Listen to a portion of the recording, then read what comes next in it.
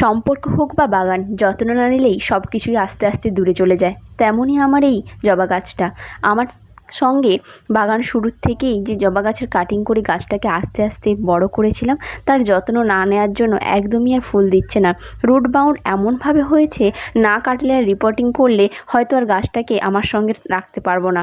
2019 সালে যখন আমি ফার্স্ট বাগান শুরু করি, তখনই আমি এই গাছের একটা কাটিং নিয়ে এসে বসিয়েছিলাম। তখন থেকেই আমার কাছে আছে। আগের বছর যখন ঝড় হয়েছিল, তখন গাছটা পড়ে টবটা এমনভাবে ভেঙেছিল আর আমি বের করতে পারিনি। সেই জন্য এই বছর আমি টবটাকে একদমই ভেঙে রুটটাকে বের করে রুট কাটিং করে আমি এখন নতুন গ্রো ব্যাগে 10 ইঞ্চির গ্রো ব্যাগে আমি গাছটাকে বসিয়েছি। গাছটার রিপোর্টিং কমপ্লিট। রিপোর্টিং করার পর আমি এখানে অ্যাপসম সল্ট দিয়ে দিচ্ছি। যেহেতু অনেকটা রুট প্রুনিং করেছি, সেই জন্য গাছটা যাতে শক না পায়, সেই জন্য আমি এখানে অ্যাপসম সল্ট দিলাম। এবং অবশ্যই জল দিয়ে দেবেন। আজকে তবে আসি, দেখা হচ্ছে পরে।